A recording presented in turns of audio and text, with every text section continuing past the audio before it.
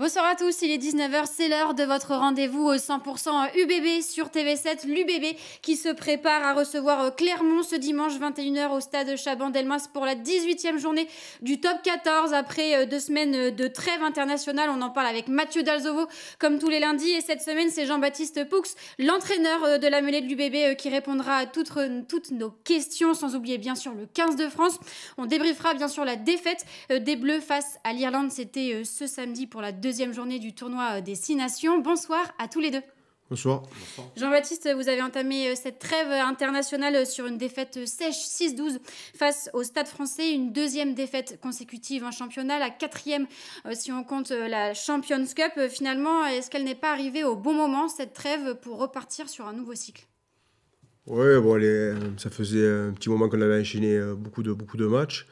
On est déçu de ne pas avoir gagné à Paris parce qu'on était proche de la victoire. Ce qui est vraiment dommage, c'est qu'au niveau du contenu rugby, on a fait des bonnes choses, d'autres moins bonnes.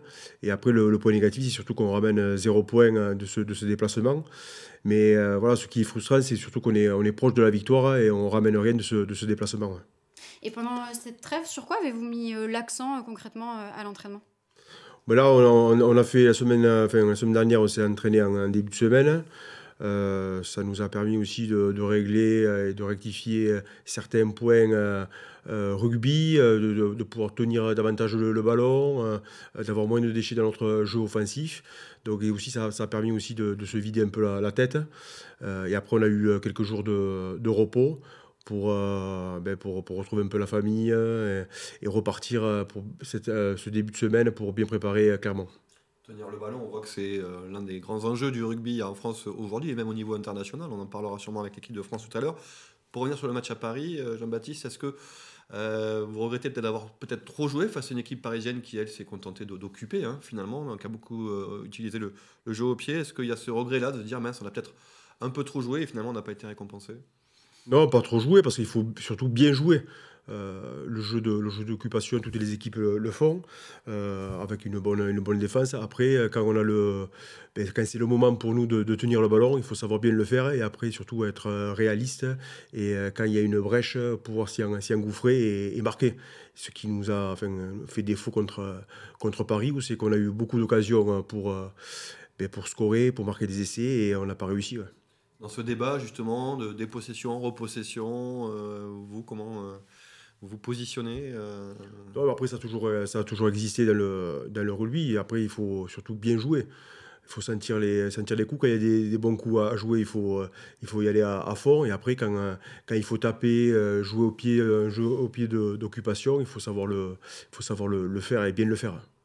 Ce dimanche 21h, c'est le retour du top 14 pour vous à Chaban pour la 18e journée. Vous recevez Clermont, un match pour lequel justement TV7 vous offre des places, un match à ne pas manquer. C'est simple, pour recevoir vos places directement chez vous, il vous suffit d'envoyer un mail à jeu@tv7.com. Jean-Baptiste, quand on est 7e au classement, on va voir justement le classement s'afficher à l'écran. On est à 1 point du top 6 et à 1 point de la 9e place aussi. Est-ce qu'on considère ce match comme un tournant pour son accession au top 6? Alors après, tous les matchs sont importants. Le championnat cette année est très serré. Donc là, on entame un bloc de 3 matchs. Donc voilà, il faut bien commencer par cette réception contre Clermont, qui est bien sûr un concurrent direct pour la qualification. Il va falloir tout y mettre pour gagner. Eux, ils vont avoir des intentions aussi pareilles de ramener des points de chez nous. Donc nous, il va falloir élever notre niveau. La venue de Clermont, c'est aussi évidemment le retour de Christophe Furios à Chaban, mais cette fois-ci sur le banc des visiteurs. On sait qu'il connaît bien la maison. Évidemment, le projet de jeu, ça veut dire que vous, en mêlée, en touche, il a fallu changer des choses par rapport à ça? Oui, après, on va changer des choses, bien entendu, cette semaine. Quelques détails qu'on va améliorer et changer. Donc après, c'est sûr que ça fait partie maintenant du nouveau rugby. On a commencé avec la saison avec Christophe et là, il est dans une autre. Il manage une autre équipe, donc ça fait bizarre. On n'a pas trop l'habitude. On n'a pas l'habitude au rugby, et donc maintenant c'est comme ça. Il va falloir s'y habituer. avec déjà un bon résultat hein, pour lui quand il est arrivé, en tout cas sur le premier match au Michelin, avec une victoire. Il a parlé notamment, Christophe Furios, à Clermont, du retour du monstre à 16 pattes. Ça doit vous parler. On avait affronté des équipes clermontoises solides devant. Clermont, c'est avant tout une équipe prête pour le combat, avec une troisième ligne assez impériale, avec le retour de Yato qui fait beaucoup de bien. Donc, qu'est-ce que vous craignez sinon de cette équipe clermontoise? Après, on les craint pas, mais après, c'est vrai que c'est une grosse équipe du championnat. Ils ont eu un passage délicat. Et donc voilà, là, il rentre quelques joueurs talentueux. Donc voilà, on sait que ça va être un match compliqué. Mais bon, nous, si on répond présent sur les bases du jeu, on gagnera ce match dimanche. Et après, c'est sûr que c'est une belle équipe. Mais bon, nous aussi, on est une équipe de haut niveau. Et si on prétend à se qualifier, de toute façon, il faut gagner ce type de match.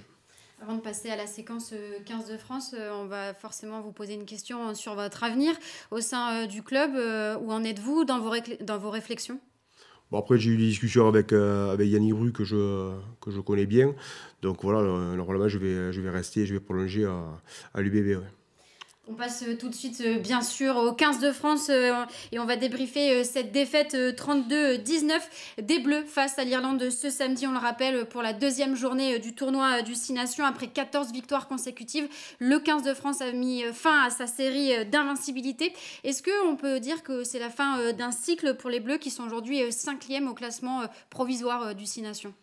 Ce cycle-là, je pense pas. Après, on s'est régalé, surtout samedi. On s'est régalé de voir un tel match de rugby. Après, je pense qu'il y a, les deux équipes sont pas très loin. L'équipe de France n'est pas très loin de l'Irlande. C'est deux équipes qui sont quand même au même niveau. Après, bon, peut-être qu'on aurait pu mieux jouer. Après, je nous ai trouvé un peu émoussés physiquement par rapport à eux. Donc voilà. Après, bon, c'est bien aussi de perdre de perdre pendant le tournoi et d'être champion après pour la Coupe du Monde. Donc c'est aussi il y a des derniers réglages au niveau du jeu, au niveau du projet de jeu. Je pense qu'il y a des choses peut-être à améliorer, à changer, et c'est les derniers réglages. Mais après bon, il y a pas le feu à la maison non plus. C'était juste ma prochaine question avant de rentrer dans le détail du contenu du match. Justement, on peut dire que c'est un mal pour un bien, peut-être, quand on est à 7 mois de recevoir la Coupe du Monde à la maison, alors qu'on était invincible. Ça fait du bien, une petite piqûre de rappel que tout peut se jouer encore. Oui, bien sûr. Après, on sent quand même cette équipe qui cherche à changer peut-être un peu ce style de jeu, en gardant bien sûr des bases solides. Tout n'est pas à jeter, loin de là, parce qu'on a fait un très bon début de seconde mi-temps. Je pensais qu'à un moment donné, on allait passer devant et gagner ce match. Bon, c'est l'Irlande, mais bon, il n'y a pas beaucoup d'écart, bien sûr.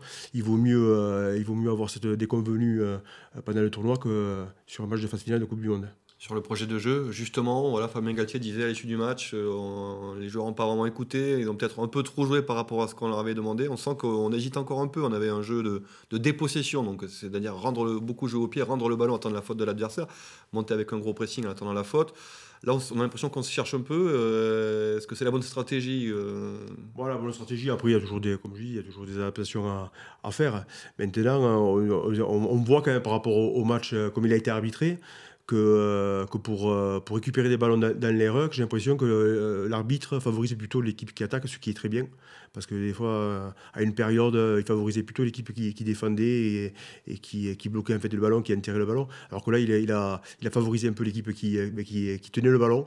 Et bon, il faut avouer que l'Irlande a très bien tenu le ballon. Et à un moment donné, on a, sur des erreurs, on a craqué, ou alors physiquement, sur l'homme en défense, et on n'a pas réussi à gagner ce match. Mais bon, comme je dis, il n'y a pas beaucoup d'écart entre ces deux équipes.